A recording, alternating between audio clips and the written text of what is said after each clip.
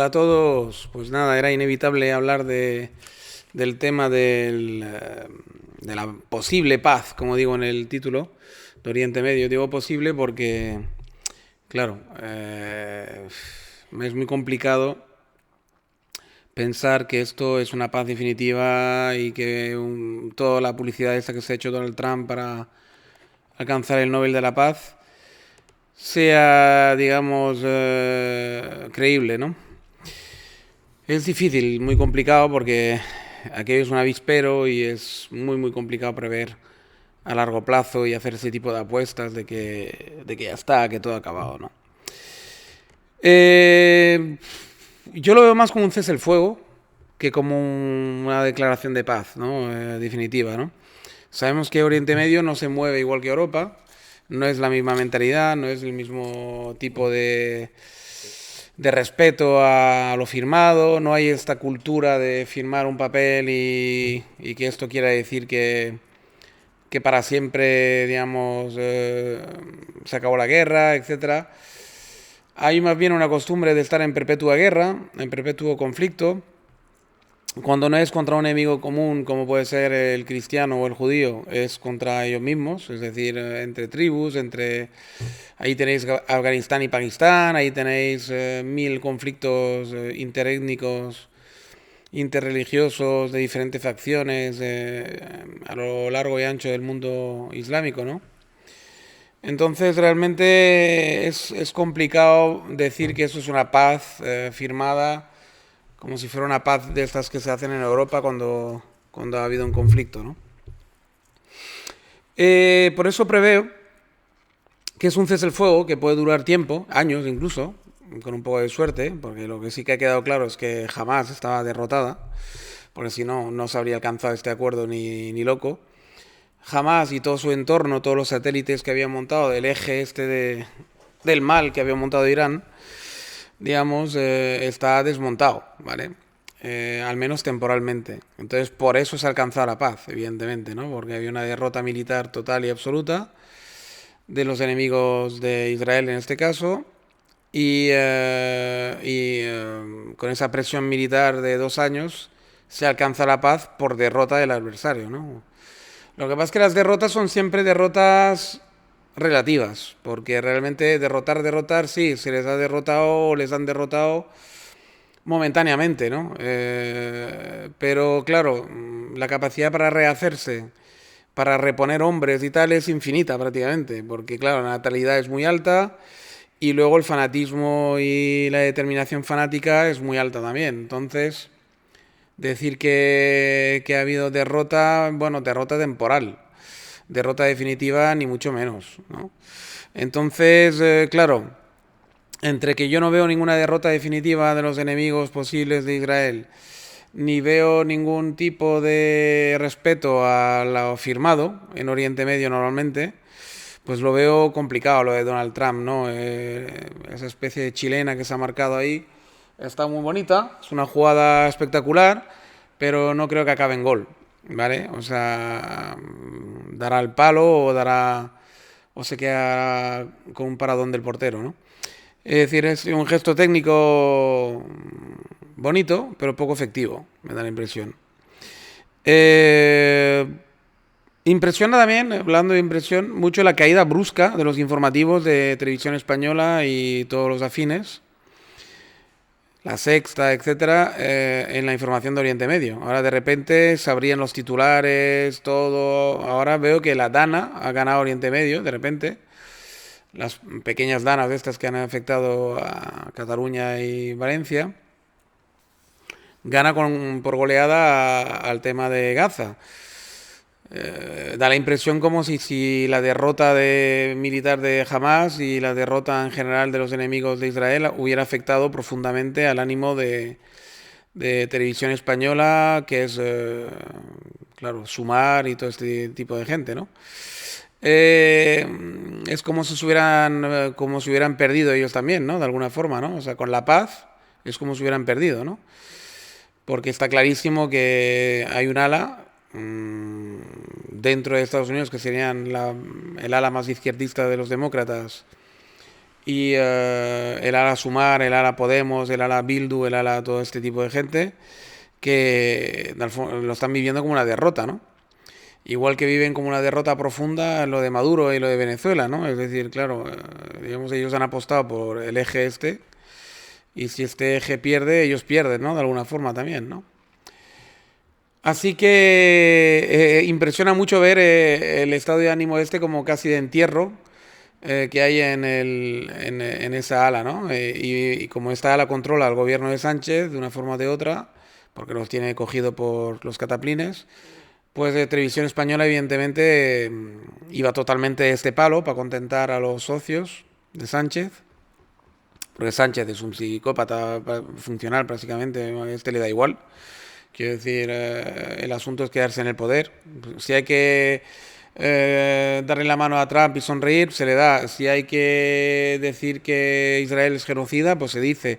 Si hay que...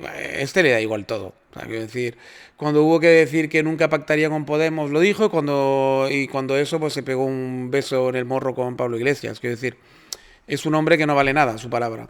Nada en absoluto. Es decir, es una persona que vendería a su madre con tal de quedarse en el poder. Entonces él no vale para nada sus opiniones, ni lo que diga, ni nada. Lo que vale son sus socios, que por lo menos tienen una cierta coherencia ideológica, ¿no? Y son los que realmente marcan la hoja de ruta del gobierno, evidentemente, porque él no tiene ninguna hoja de ruta. La única hoja de ruta de Sánchez es quedarse en el poder, nada más. Entonces, impresiona mucho esto, ¿no? La brusca caída de los informativos. Ya parece que ya no hay genocidio, parece que Israel ya no es un país que se le tenga que expulsar de ningún sitio. Ahora de repente, silencio sepulcral. Entonces tenemos que concluir una de dos. O no ha sido nunca un genocidio, y lo que se han cometido ahí son simplemente crímenes de guerra en todo caso, o crímenes de lesa humanidad, o una especie de limpieza étnica. Pero es que en realidad es que ese discurso ahora se ha puesto de moda, y como claro, ya no se quiere analizar, nadie se quiere, digamos, meter en camisas de 11 varas, no quieren pensar, no quieren analizar profundamente, no se quiere ser sincero, no se quiere mirar la realidad tal y como es. Eso lo que ha sido es una guerra, básicamente. Una guerra, además, en 7 frentes que Israel ha tenido que llevar a cabo. Y las guerras son horribles, de las guerras pasan cosas horribles, ¿vale? Eso una. Y luego, más que un genocidio, una limpieza étnica y todo ese tipo de cosas, que algo de ello habrá a lo mejor, o algún soldado habrá cometido algún crimen de guerra y alguna historia de estas por parte de Israel. Yo no digo que no. Pero lo que hay simplemente es... A mí lo que me ha recordado toda esta película, toda esta guerra de los 2 años, ha sido a la película Rescate, de 1996, de Mel Gibson, donde de repente, digamos, parecía que todo iba a ir en el transcurso habitual, es decir, le secuestran a su hijo, un gran empresario con mucho dinero, y parecía que todo iba a ir como siempre, es decir, que pues, el empresario rico iba a pagar el rescate, recuperar a su hijo y ya está, ¿no? Y de repente el padre se le gira la olla, que el padre sería Israel en ese caso, y en vez de ceder a lo de siempre y llegar a una especie de pacto guarro de estos para tener una prórroga de 2 o 3 años más de semipaz, con cohetes diarios que le caían encima de la cabeza, cohetes caseros, lo que quieras, pero cohetes diarios, atentados, etcétera, etcétera, dice, basta, se acabó. O me devuelves los rehenes o te hago la guerra infinita. Y aquellos se quedaron como diciendo, ¿qué ha pasado aquí? Y ese cambio. Y es un poco lo mismo que pasó en Rescates. El tío se planta y dice, no pago. Es más, el millón que me reclaman, o el millón 200.000 o lo que fuera de dólares, se lo pagaré a quien me dé información sobre los secuestradores. Y si algún secuestrador del equipo de secuestradores se arrepiente, le doy el dinero a él. O me entrega al jefe, ¿no? Y claro, ahí ya todo se transforma, los polis también se ponen las manos de la cabeza, miran al padre como un asesino de su hijo, como un genocida de su hijo, ¿no? Etcétera, etcétera, ¿no? Y aquí ha pasado un poco lo mismo, ¿no? Yo creo que de repente Israel se ha defendido de verdad, digamos, en serio, ha entrado en guerra de verdad contra Hezbollah, contra los hutíes, contra todos los que le atacaban, pero además en guerra seria, hasta con Irán, que es la jefa de toda la operación en ese caso. Y la gente se ha quedado un poco como flipada, ¿no? Y entonces, pues bueno, los que les tienen animadversión, bien sea por antisemitismo, bien sea por cualquier tipo de sentimiento que tengan, pues han visto la oportunidad perfecta para ya por fin poder insultarles a gusto, poder decir que están locos, asesinos, etcétera, etcétera, ¿no?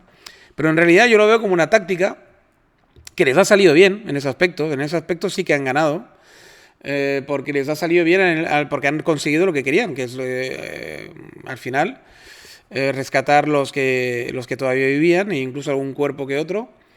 Y la obsesión digamos, de los israelíes, de una buena parte de los israelíes al menos, se ha visto recompensada, ¿no? Así que en ese aspecto han ganado. Y la táctica les ha salido bien. El precio que han pagado es muy alto. Eso sí, altísimo, porque claro, a nivel internacional Israel ha quedado muy tocada. Los pactos de Abraham que tenían ya firmados con el resto de los países árabes importantes ha quedado dañado, aunque no muerto. Pero, claro, el mensaje que han lanzado es muy, muy definitivo. Es que precisamente la paz, si es que haya una posibilidad de paz duradera en Oriente Medio, va a ser precisamente por esa guerra y precisamente por las acciones de Gaza, justamente. Es decir, porque hace un golpe encima de la mesa muy potente diciendo basta, o sea, se acabó los chantajes. No me vais a chantajear más, se acabó. Es decir, ni cohetitos, ni cohetitos, ni cohetazos. Es decir, ni putaditas, ni hostias. Es decir, se acabó. O sea, es decir, ahora ya, a cada vez que me ataquéis vais a tener respuesta y respuesta dura. Y me va a dar igual la opinión internacional y todo el tema este. Cuidado, cuidado que no es mala táctica. Es decir, ante un enemigo irracional, fanático, el plantarte de esa manera probablemente sea la única manera de ganar. Y esto, claro, no lo vais a oír en casi ningún lado porque, discurso de no sé qué, discurso de no sé cuántas, esto de no sé cuántas, no sé quintos, sí, bueno, lo que tú quieras. Yo hago un análisis frío y racional de lo que ha pasado ahí. Y lo que ha pasado ahí es un gobierno que se ha plantado ante el chantaje, ¿vale? Y claro, en España esto sabe especialmente mal, y no tanto por lo que dice la gente de antisemitismo, que claro que lo hay, como en toda Europa, ¿no? Europa ha sido el continente más antisemita de la historia, eso ya se sabe. Pero bueno, le ganan por goleada a los países árabes y los países, digamos, musulmanes, ¿no? En eso del antisemitismo, desde luego. Pero digamos que haya un antisemitismo residual y tal, sí que es verdad. Pero no es por eso que España está tan jodida con todo lo que ha pasado ahí en Gaza y lo que está pasando y de la manera que se ha llegado a la paz y de la manera que se ha plantado Israel. Es porque España ha tenido problemas similares, aunque con un fanatismo menor, a lo mejor, con los vascos y con ETA. Y la forma de resolverlo, y también en menor medida, pero también con el fanatismo nacionalista catalán, ¿no? Y la manera de resolverlo ha sido una derrota en toda regla, ha sido bajarse los pantalones, ¿no? Ante ellos. Por circunstancias que ahora no vienen al caso, porque si no sería un análisis muy profundo. Y además, los que más me conocéis y los que me oís desde hace tiempo ya sabéis lo que opino y por qué creo que esa bajada de pantalón se ha producido, aunque no tendría por qué haberse producido, no tendría por qué haber sido así. Es decir, no digo que se hubiera tenido que bombardear el País Vasco ni nada con la misma intensidad que se ha hecho en Gaza, ni que se tendría que haber hecho todas esas animaladas, pero sí que la guerra policial podría haberse incrementado, encrudecido, y las leyes podrían haber sido muchísimo más duras contra los etarras. Y se podría haber ganado de forma policíaca, de una forma definitiva, ¿no? Te vende el gobierno y te vende, digamos, el Estado español como que ha vencido a ETA. Es mentira. ETA no ha sido vencida ni derrotada. ETA se ha salido con la suya. Esa es la realidad, ¿no? Entonces, claro, eso es lo que duele aquí en España, ¿no? Duele mucho porque en comparación, digamos, tienes un Estado, el español, que ha sido derrotado por sus dos regiones rebeldes, encima las dos regiones más ricas, derrotado en todos los planos, ¿vale? Totalmente chuleada y derrotada. Y ves a un Estado como Israel que ha aguantado carros y carretas y que lo ha hecho de una manera muy violenta, reprobable probablemente en muchos aspectos, y bajo la moral y la vista occidental, digamos, actual, pero que bajo mi punto de vista lo ha hecho bien.